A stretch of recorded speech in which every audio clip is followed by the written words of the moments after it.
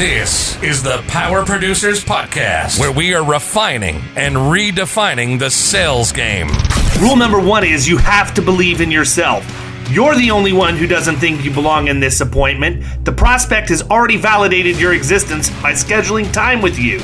Get it through your head you belong here, go in there, crush it, and close the deal. A place where sales professionals can come to learn from other sales professionals and thought leaders that have mastered their craft. The difference between a good salesperson and a best-in-class salesperson is only 2 minutes.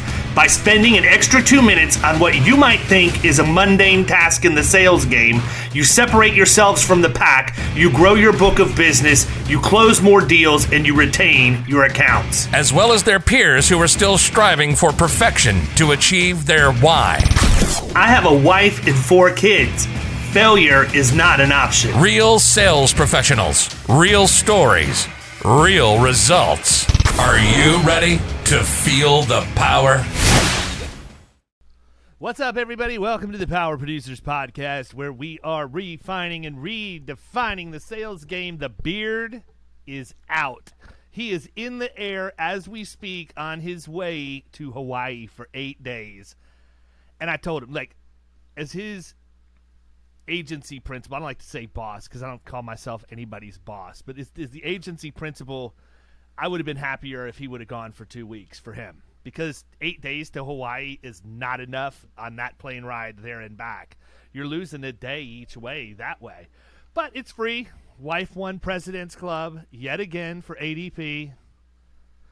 So go get it while you can.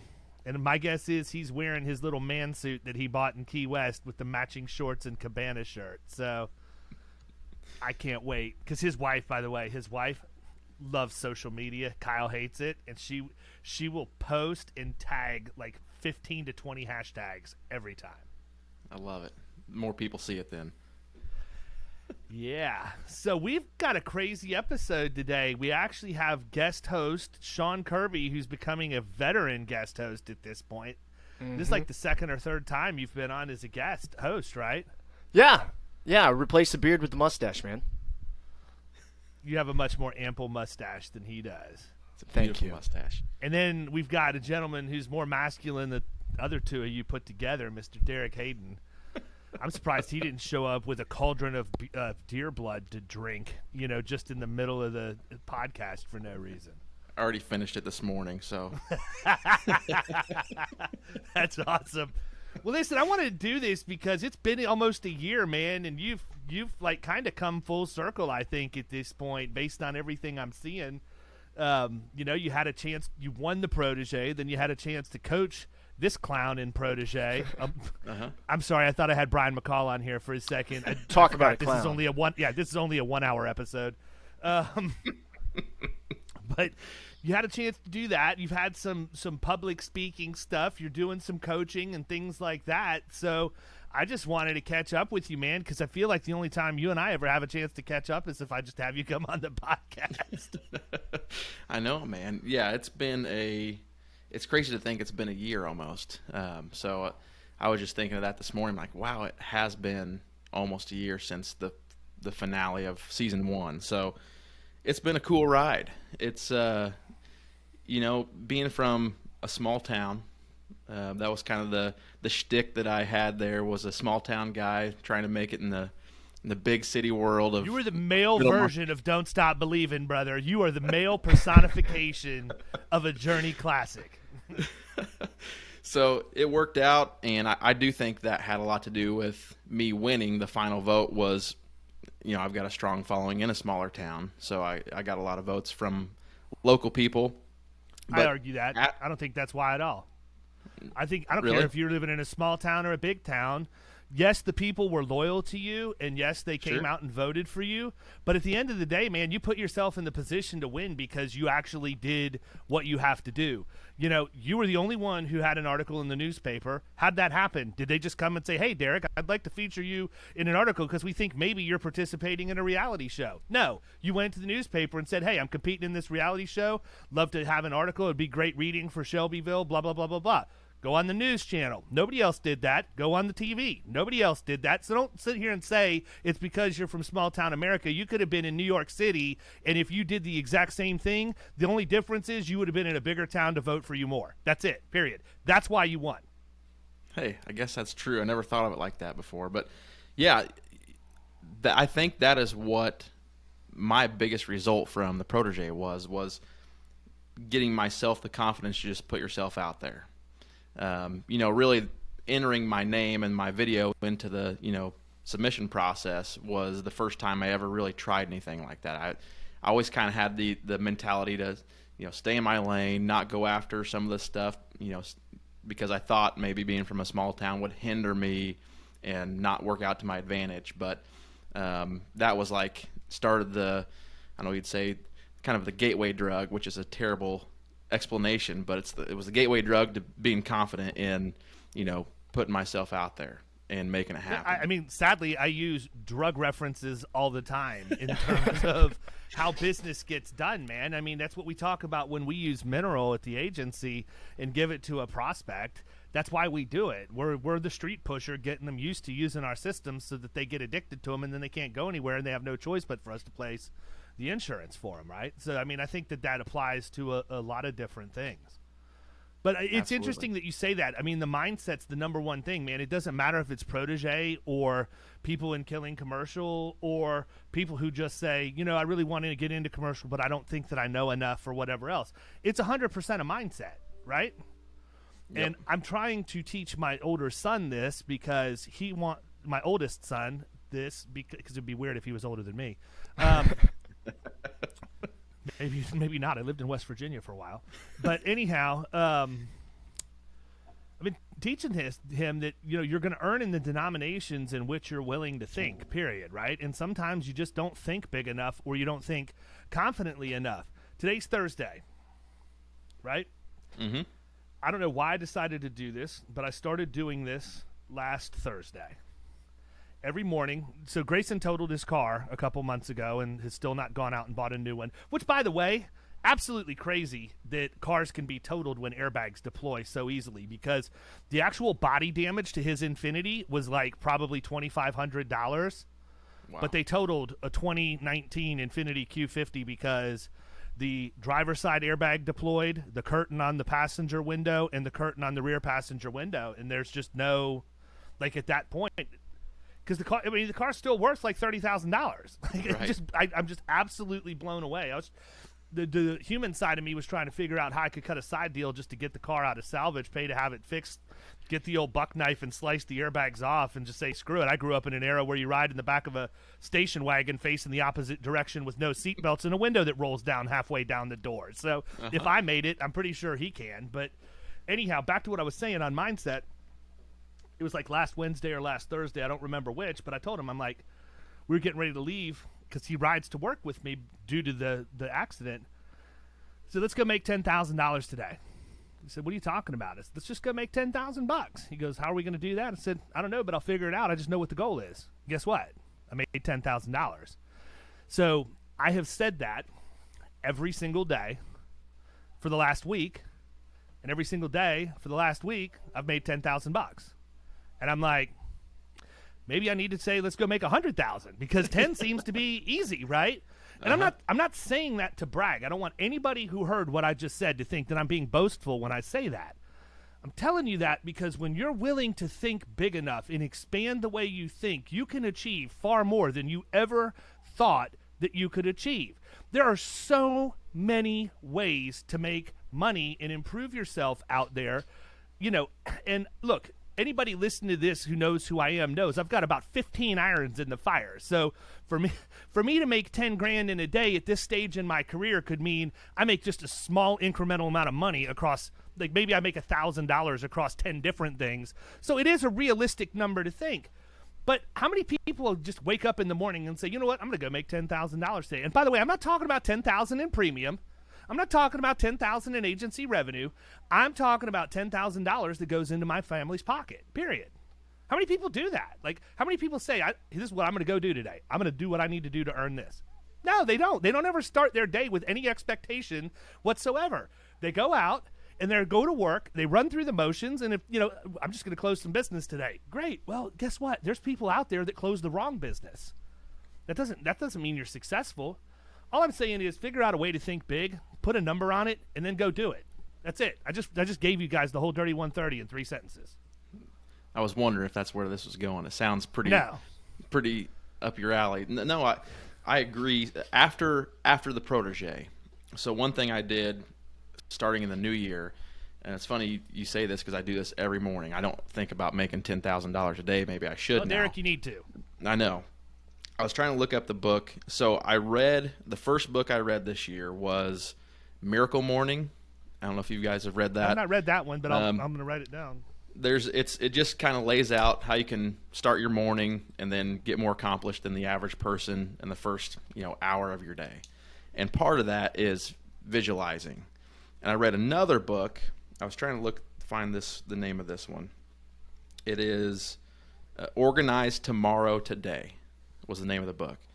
And they talked about this guy came up with like a 1-minute mental exercise of visualizing what you've done well already and what you want to do, what you want to get done, what you want to accomplish, in that day and the days coming, in the near future.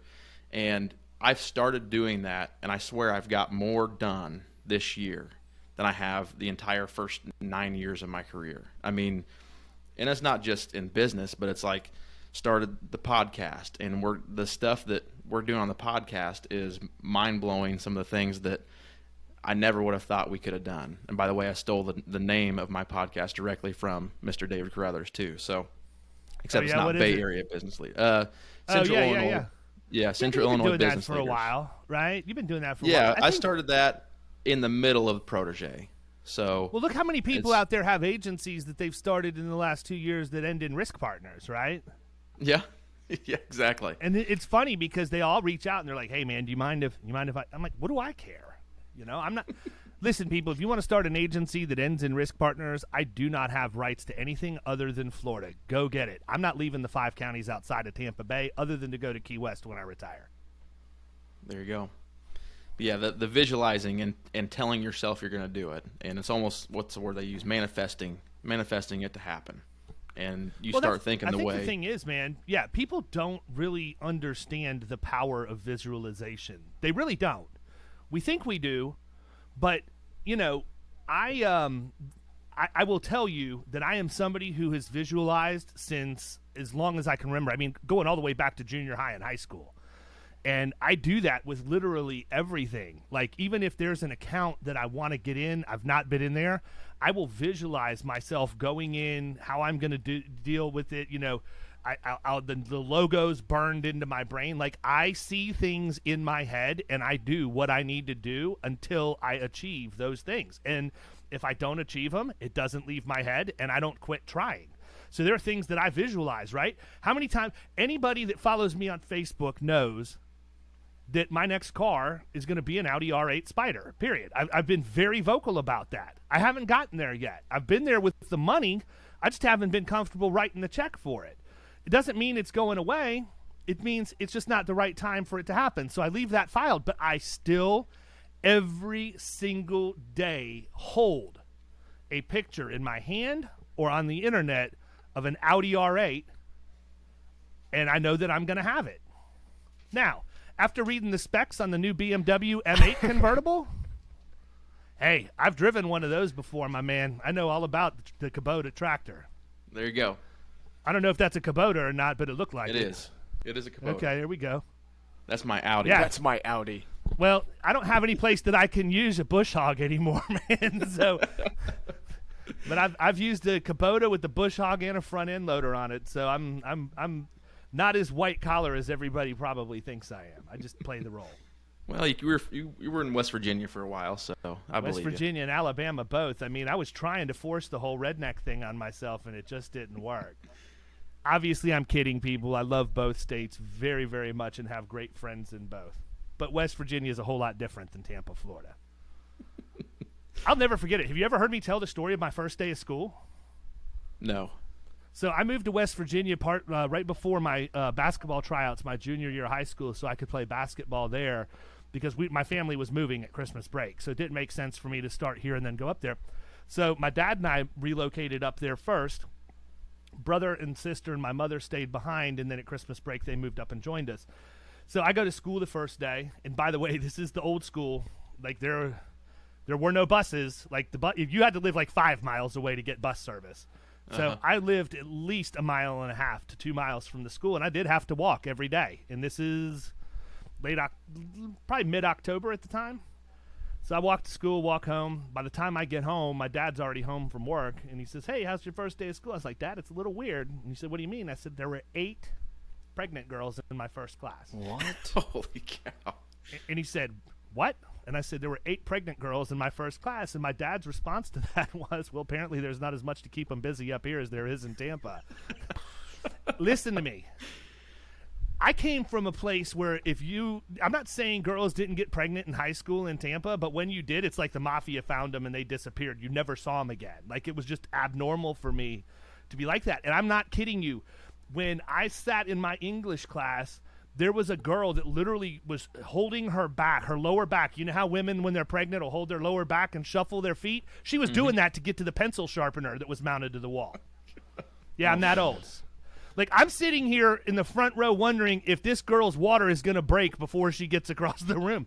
And Right. sure enough, 2 days later, she just, like, didn't come to class. She was out for 6 weeks, had the baby, got high school maternity leave, and then she's back and in class. Like, it's just like, how's this happen? You got a 6-week-old baby at home. Who's watching it all day? Another fun story about West Virginia, and I'm not picking on them, but another fun story is when it was the end of my junior year, and one of my buddies that I played baseball with came up to me. He's like, "Hey, man, I'll catch you tomorrow." I'm like, "Why?" He goes, "I got to go watch my nephew's graduation tonight." Think through that. I was in 11th grade. Nephew was graduating. So there was also a guy in my graduating class that was 25 years old and the shift manager 3 to 11 at the local McDonald's, and he would hook you up. Wife and kids came to graduation. So where I come up with all the stories, I've lived with people. These are like not things that I make up. I've seen it all moving around the country. Kirby, so you've watched Hayden from a little bit of a distance. You guys are kind of in the same part of the country, so to speak. Like, what's your impression before he ends up being your coach on the Protege? Did you even know who he was at that point? Was it still too early? Was that a question to me? David, I think you broke up a little bit. Ask that again. Or you were just like multitask. I could tell by where your eye looking. So he's had this banner year. How much did you know about him, or what did you think you were going to get out of him as a coach, or was it too early after he won Protege for you to know? I don't think it probably was, because you were there when he was crowned in San Antonio. No, not at all. So I was actually, when they announced the coaching pairings, I thought it was kind of a layup if anybody ended up with both Sedlak and Derek at the same time. No offense to the other coaches, only offense to Ryan Keating. But truly, I thought that with those two coaches who are hardcore producers and people that are out in the middle market every single day, they were going to make our team even better. And then when I saw McCall was in there, I was worried for how our group chats would go, and they went exactly how you thought they would go. Did you know McCall before? No one did. I saw his audition video, and I was like, is he even a producer? Like, is he in the insurance industry? Just out of curiosity. Has anybody seen a deck page with Brian McCall's name anywhere? I don't know. I mean, I'm asking. He didn't turn anything in the production round yet. I've not seen anything. uh-oh.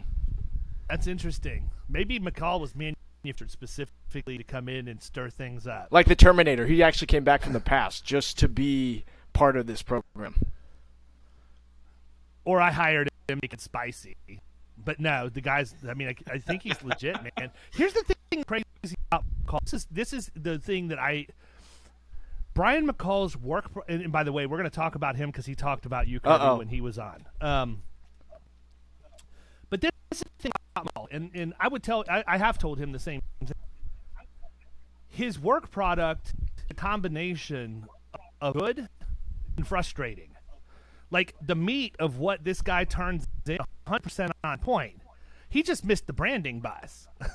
You know, I don't know of anybody in the middle market that's going to go to risksucks.com. I hope that he did that for the show, and it's really going to be something else.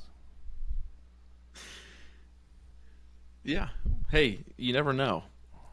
That's I've tried to catchy. go to it. Should I try to do it under? Oh, it doesn't. Other It screen doesn't while we're on exist. here? But I wish that his niche would have been vacuums instead, because Risk Sucks would have really worked for them. Yeah, That could absolutely. Well, there's a niche opportunity right there. Yeah, no Yeah, kidding. I'll He could chip in there specialize about- in those big vacuum trucks nationally. Just write nothing but VacCon trucks that clean doors would and be everything. There you go, McCall. I'll take my royalties when you close your first one. Oh, put them on septic tanks. Yeah, the ones that suck all the crap out in the campgrounds. Yeah. Yeah, Beautiful. all that. Anything that involves risk. Yep. We just set up a niche for him. Suction can be a dangerous, Well, you started to say something, Derek. and then I dangerous interrupted business. No. you. Just ask John Bobbitt. I'm having trouble hearing some of the stuff, but I'll pitch in a little bit about season 2, going off of what Kirby said. I don't know what your criteria to partner coaches up was, but whenever we talked about who the coaches were before the season started, I was like, there's no chance he's putting me with Sedlak. I was like, that I'm gonna be, with one of the other guys or Ciara. You want me to tell you what the there's no way. Here's the criteria: a creative, and an executor. And it's not that you're not an executor, Derek, but you're more creative. I mean, Steven's creative too. I shouldn't say that, but I think that you lean more to the creative side, and he's more the old school tactical, right? Same thing with Ryan Keating and Mick Hunt. Keating is actually really, really creative when he wants to be, and Mick is obviously the tactician. And if I am being 100% honest with the audience, I also felt like Ryan Keating needed a positive influence in his life in the Mick Hunt, so I wanted him to have somebody that was a co-partner with him that would snap his rear end into gear a little bit. And then, Ciara Sure. and Justin, same thing, obviously, from a creativity branding standpoint. Fewer better, in my opinion, than Ciara is. And then Heath and Ariel, those guys were the two that were probably maybe a little more similar. But, listen, the mayor's a little bit of a graphics game if you don't know that. Like, either he's got a real intensity over on Fiverr and he can have stuff turn around quick, or he's really doing stuff. So, those guys ended up complementing each other pretty well. That was actually kind of like on a spur of the moment thing. I knew I was going to include Heath, but I wasn't sure who his host was going to be. And I actually had thought about Ariel, and then Heath said it, and I'm like, well, this is a done deal. That's who it's going to be. So the size literally just anybody creative, somebody a little more tactical, and that's. Oh, yeah. Well, whenever I saw Sedlak and I were partnered, I was like, there's no chance that we don't get at least one person into the finals, because you get two sales minds together. It's like we're gonna coach someone through to either lead in sales or be in the top in sales to get to the final round. Now, where I'm concerned is the final vote, because that's all in Kirby, your hands, or whatever contestant makes it to the finals, because that is you marketing yourself. We can help you, but it's no longer sales coaching. It's no longer producing in the middle market. It is getting a following and developing, those votes. So I was like, we're going to get some people into the finals. There's no doubt. Finals, it's on your hands. But no, season 2, not to say that I didn't learn anything in season 1, because I absolutely did. I feel like I've learned even more in season 2 as a coach, and learned from Sedlak and listening to all the guys that are on our team. Yeah, what did you learn in season 2? I'm interested in that. Well, I'll give you a real example. Yeah, a real example. Learning from Sedlak, I'd say, is a lot of it, because as a result of listening to Sedlak, I've started co-writing a book with another guy in our office about. You could say Garrett's one of the name. niches Is that I'm who in it is transitioning. Garrett Ulmer. So we're co-writing man, a book. Come to Hayden. We're It doesn't almost need to done be, with it. We've need to be all about you. It doesn't be all about you. Let Garrett get some of the Okay. I mean, we all know who he is. He's in every video that you're There you go. on Yep. LinkedIn anyhow. Exactly. Yeah, exactly. So me and Garrett, we're co-writing a book to just going to be a guide to transitioning from fully insured group health plans to self-funded or partially self-funded. Answering questions that we hear on a regular basis. The exact same thing Sedlak did with the work comp book. We're doing that for the self-funded market. So I had no idea, and then I don't know if it was just a call with you, Kirby, and me and Sedlak where he talked about it, and I was like, okay, that seems you copy and super paste it easy. into Amazon. That's all he said. He goes, just write it. And I was like, okay, thank you. Yeah. He's so mean sometimes, but I love him. It's like, okay, all right. Yep, he's pretty to the point, which we need with McCall and the group calls. So, but yeah, that's just as a result doing the book and just learning, getting additional work comp knowledge from Sedlak and just doing things, learning how all the competitors are taking the information they're learning and making it their own. Gave me ideas. We shared email marketing ideas, just things that, I learned in season 1 as well, but I've added to it in season 2 as a coach. I'm not even the one that's competing, and I've learned, just as much from season 2 as I did season 1. Who's your favorite person on your team? Good.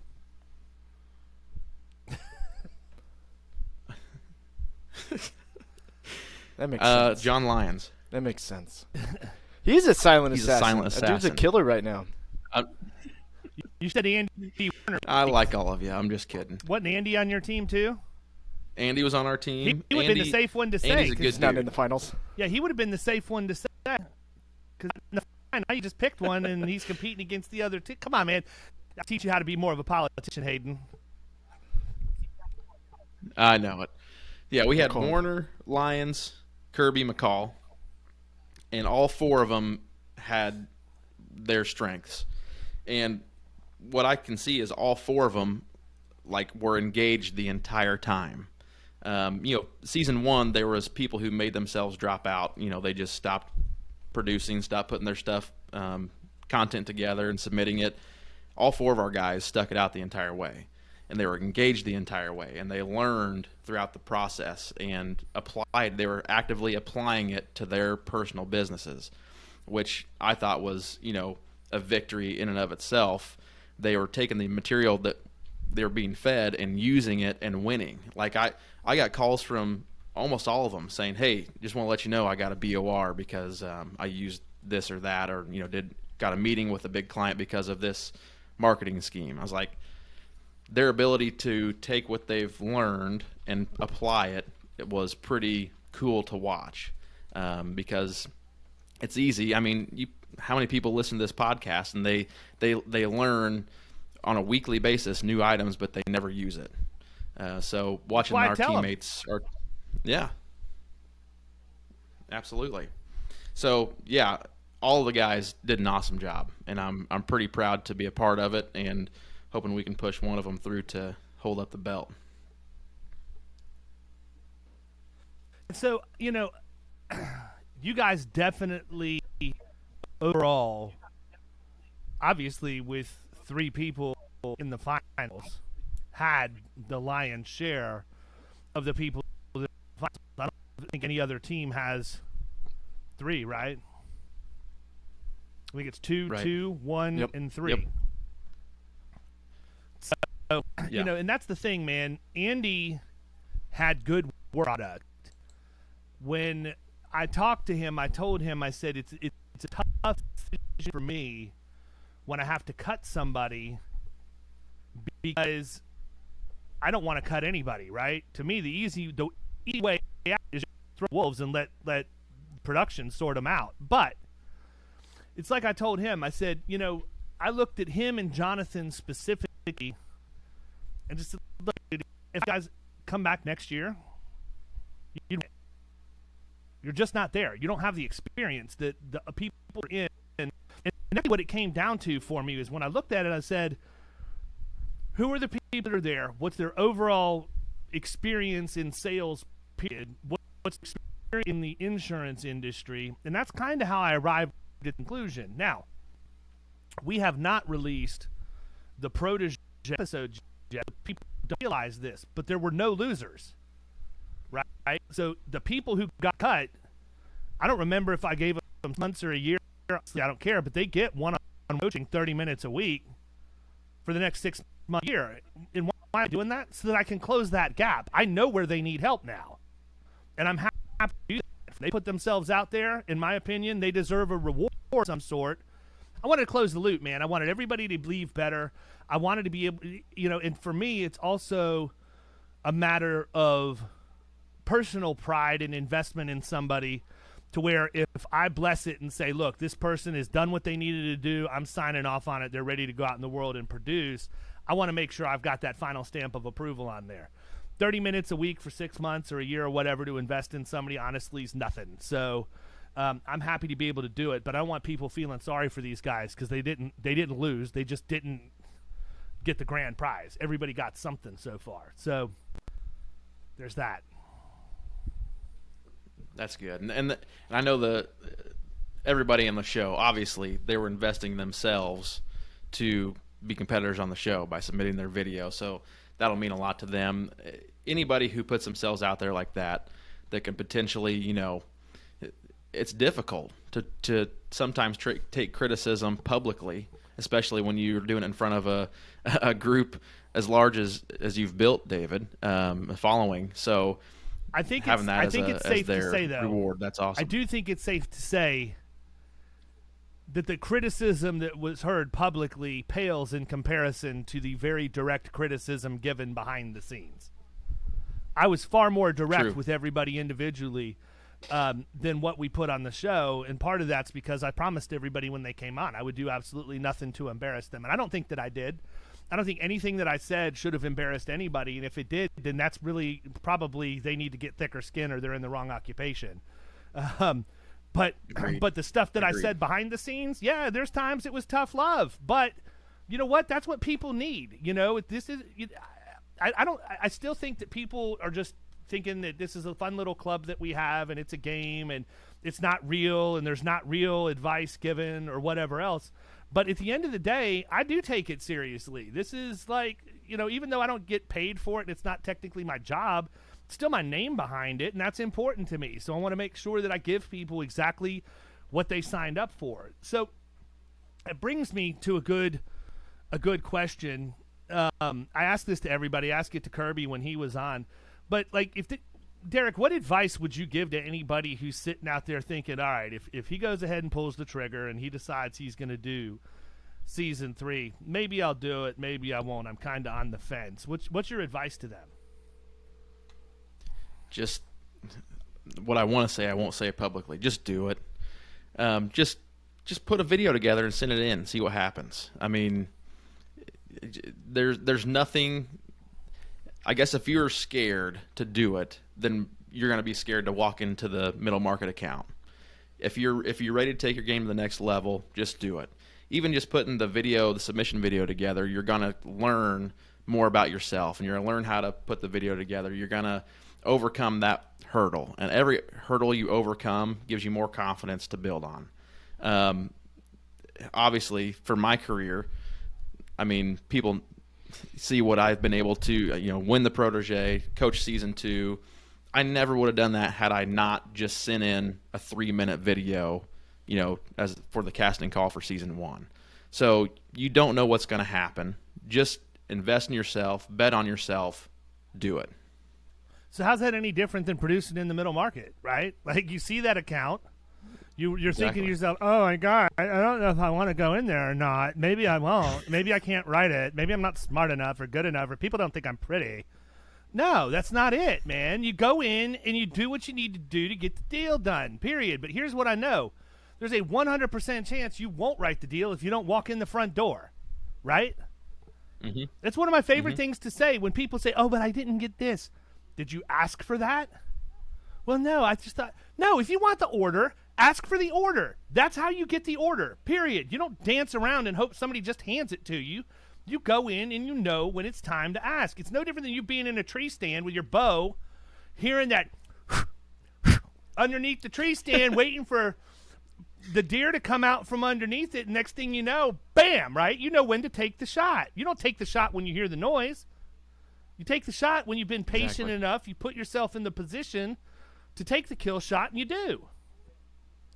Now, there's a story from one time when I was deer hunting in Andalusia, Alabama, with one of my good friends. This will be good. Where I'll tell the whole story, but I'm going to leave some parts out, and you guys can draw the conclusions because they're easy to draw.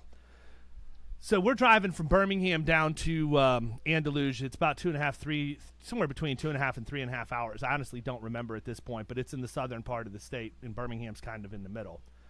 And we get to Greenville, Alabama, which is about an hour, 30 minutes to an hour south of Montgomery. And the only place to eat is the Sizzler or the Western Steer. It was one of the two, but it's the same general thing, right? And for whatever reason, I thought the chili cheese potato bar was a great idea before going deer hunting the next day. Yes. Okay? You see where this is headed. So we get down to Andalusia, and this is in, I want to say it's in late January. We get down to Andalusia. It's about 28 degrees out. We're sitting in my buddy's in-law's living room because that's where we were hunting, was on their property. He's like, all right, time to go to bed. Let's go hit the truck. And I'm like, go hit the truck? What do you mean? Oh, we're camping out. Like, what? Minor detail you probably should have let me know before I packed to come down this trip.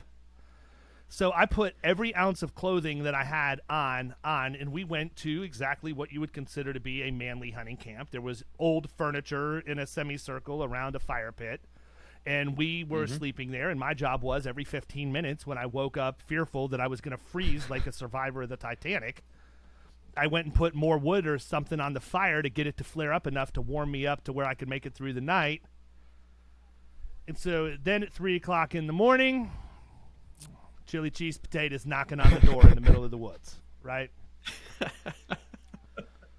So we'll spare that, and we'll fast forward. It's like 5 o'clock the next morning.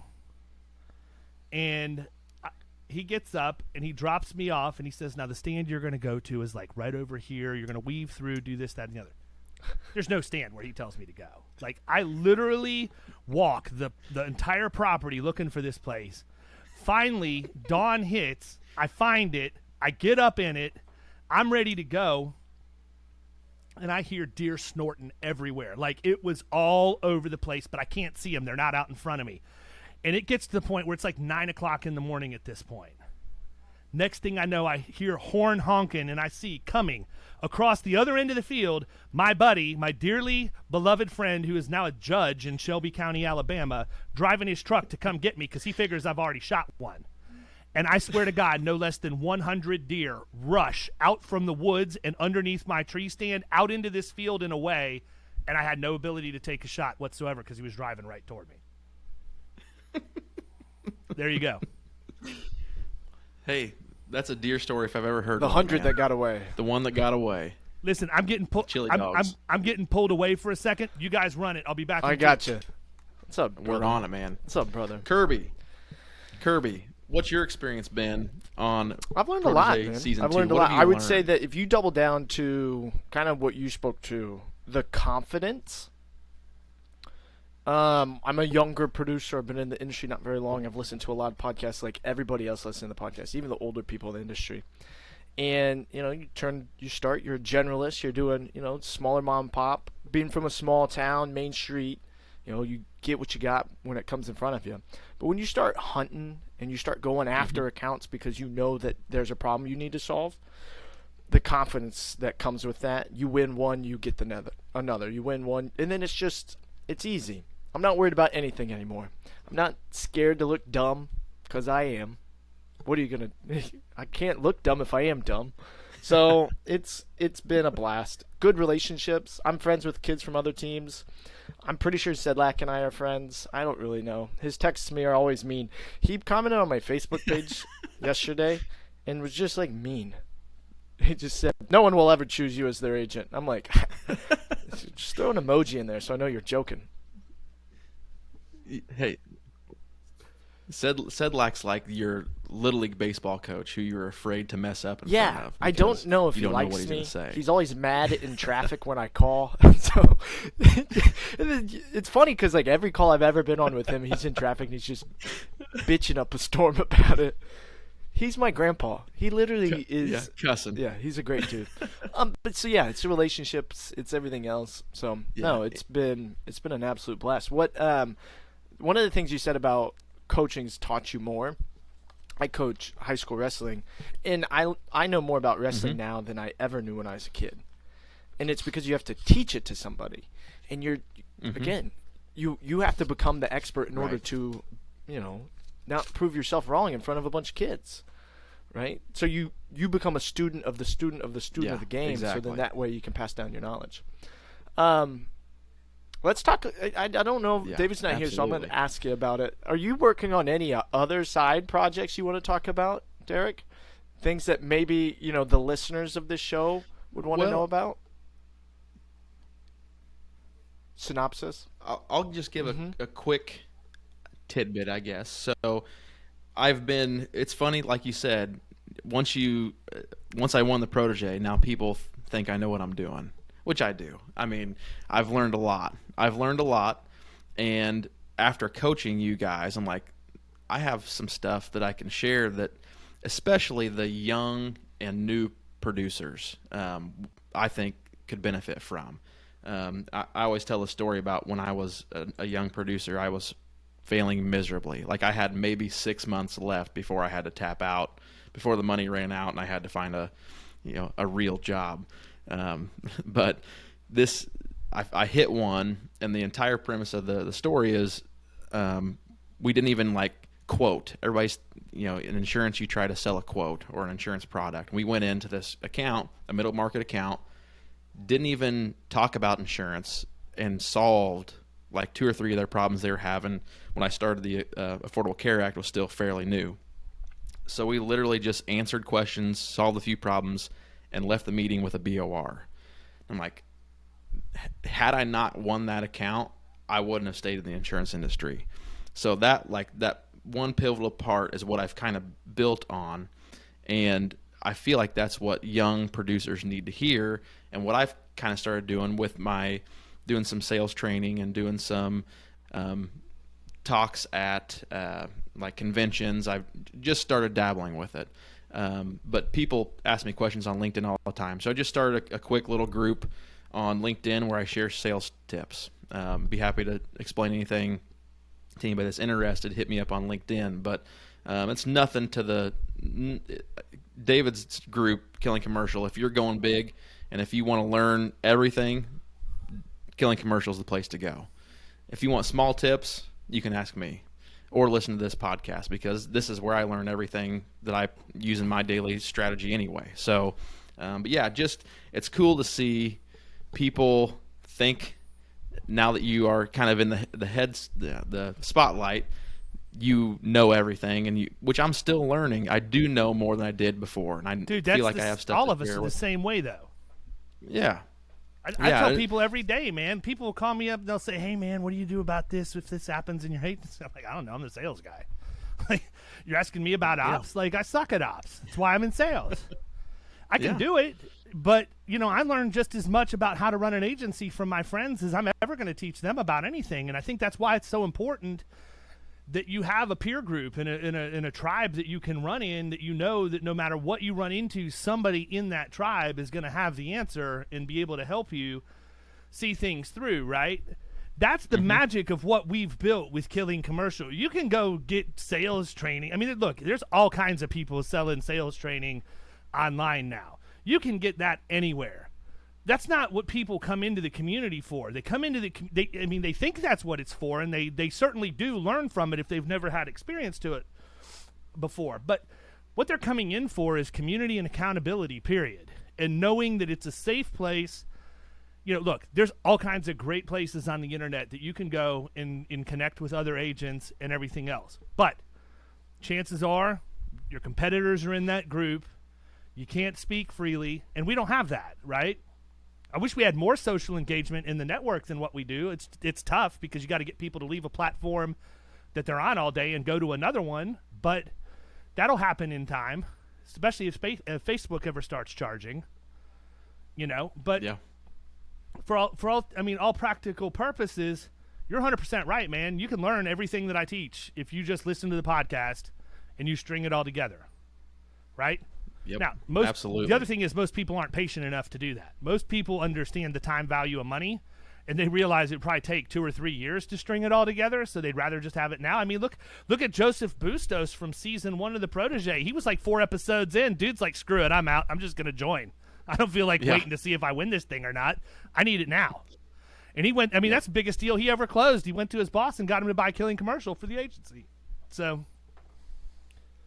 Yeah, I agree. That's the thing that I think separates your top tier producers from the ones who just tend to dabble. I think is they take what they've learned and put it into action. And I talked about the podcast that Garrett and I started.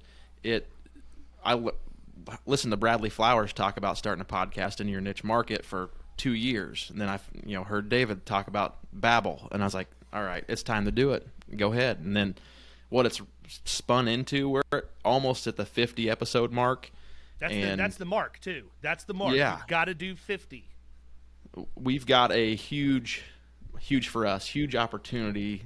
I can't say yet, but there's an opportunity knocking at the door with this podcast that it's just like, you can't believe where you ended up. So just taking what you've learned and actually putting it into action and making it happen. That's the key to everything. I listened to something the other day, whether it was a TikTok or whatever it was, and the guy goes, consistency is more important than motivation. Because there's going to be days you wake up and you're not motivated to get to 50 podcast episodes. But the consistency is what brings that motivation back to it when you have a bad day. And I assumed you started your local podcast because I've had one longer than you. And you follow me online, Hayden. But no, so yeah, just sticking with things. Sticking with the challenges. Everybody who stopped early, again, to each of their own, but they missed out on the opportunity to really put themselves out there and learn something from just the consistency aspect of this. I've got a funny podcast story, by the way. So my wife and I recently just got back from the Dominican Republic, and I had downloaded for the finals of the Protege in San Antonio last year. I downloaded a few podcasts to listen to on the flight. Well, it turns out I had no clue who Kirby was at the time, but the insurance guys did a show because Flowers coached Sloan, and they did a show about trying to get votes for Sloan. So I downloaded that one on my for my trip to San Antonio. Little did I know, I was on the way to Dominican Republic a few days ago, and I went re-listened to some of the episodes I had downloaded, and Kirby was the co-host of that episode on Insurance Guys. It's like, what in the how did this even? I had no idea who you were, but I went back and listened to it. I was like, that's the dude who's on my team. I was like, no way. So it was just one of those things. It's like, that's how I got on David's podcast. Comes full I think, circle. the first time too. Yeah. Well, that was the title. Yeah, finally some Like, airtime. didn't Yeah, I finally say you I've got a finally get shrine chance to in be my. heard or something like that. Yeah, because you were The on same there, thing he and does to Scott just Bradley, ran anyways. all over you the I think whole Bradley time. talks 8 times an episode. I know you knew what you Yeah. were. You knew what you were walking into when you got on there. Speaking of which, there's no private podcaster beef out there. In case anybody wonders, there's never going to be a scene like Anchorman where we all just get into a street fight with each other simultaneously. We're all really good friends. For the most part, who's outside man? That's great. Is it Gibson? I just say that no, it's not that it's the outside of the circle. I just think there's people out there who have podcasts I don't know that I've never met personally, right? Like Brian Falchuk's a great guy, I'm sure, but he's not in my circle of people who have podcasts that I hang with. Not because I wouldn't welcome him, I just don't know the guy, right? The insurance nerds people, I don't know those people. Like there's a lot for as many people as I know in the industry, there's 10 times more that I don't. And so that's, when I speak like that, I'm usually just talking about like the circle of people that I'm known to associate with. There's nobody I would say that's an outcast in that group. You're getting ready to talk some beef, Kirby, about a Oh, certain Gibson? other competitor in Protege season 2. I figured Yeah, I mean, that's what he every does. season needs a heel, Yeah. and I'm sure people have This heard is me, our chance. bitch about Gibson since the first 4-way episode I did with Lugo and Ryan Smith, where for some reason Ryan Smith thinks even those videos need to be 54 minutes long. I bet you Ryan Smith takes probably 12 months to close business because he can't figure out how to ask for the BOR in a 30-minute meeting. You're not guys. Quit laughing. Those are good jokes. I think Lugo. Oh, I'm just I gonna think let you Lugo go, man. is You're actually the one sweetest digging person the I've hole. ever met, and he's getting married soon, so I love him to death. I wish he would have made it in the show because I think he's a ringer. Gibson, loudmouth, lots of energy, full of shit most of the time. Couldn't sell his way out of a paper bag. Really good at making relationships with realtors who hand him business. That's pretty much all he can do. Other than that, boys, my time is done. Who wants to talk next? Wow. This is like the locker room material here for I pregame feel football. I feel personally like we were full of game competitors, man. You know, the people that actually went down swinging. I don't know, man. I could talk a lot of trash about a lot of people, but I don't know that I would pick anybody out of that lineup to talk smack about.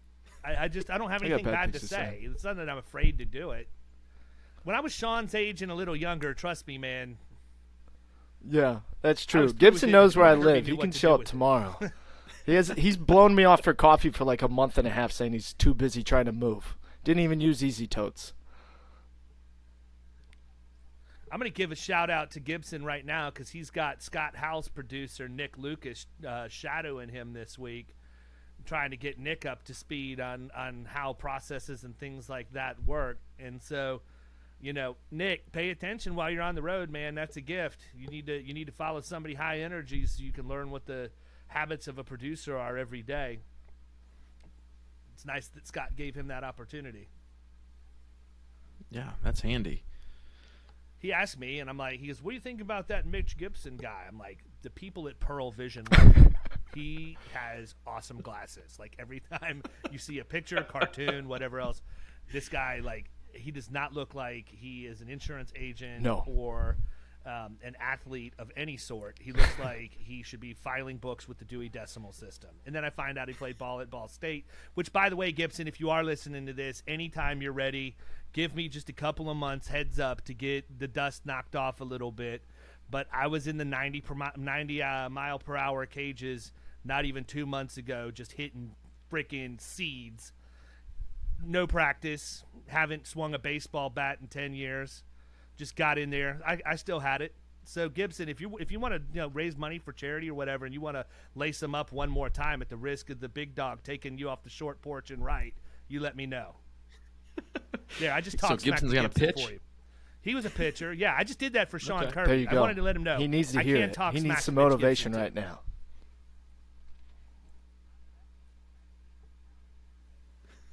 I'm lefty, and I hate it down and in, Mitch. Don't ever throw it there.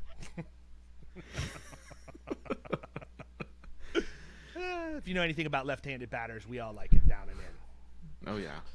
I'm going curveball all day. I've been on a That's What She Said kick lately. I need to clean it up for the podcast and cut it out. But anyhow, listen, any final parting remarks before we leave? Vote Kirby, you for first. V for D, V for S.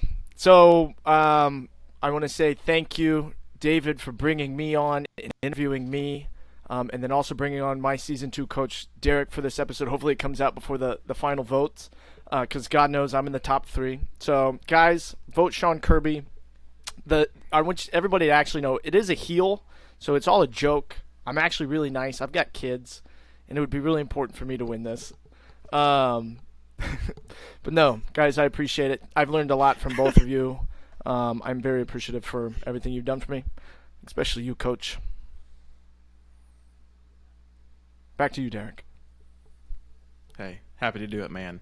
And for anybody listening, if and when Protege Season 3 occurs, And like we said earlier, if you're considering, but you don't know if you're going to submit your entry video, just do it because you don't know what will happen. It could be the best decision of your life or your career.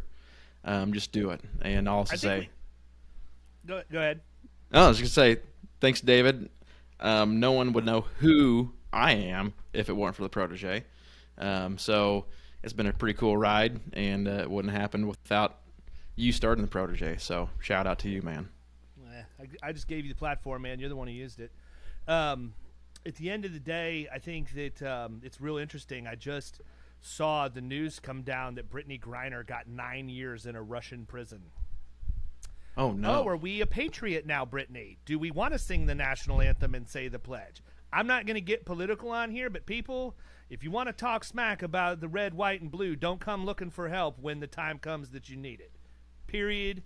End of story. You've been listening to the Power Producers Podcast. You can follow Killing Commercial Insurance on Facebook and YouTube. And if you want to take your game to the next level, check out our book, The Extra 2 Minutes, and our website, killingcommercial.com.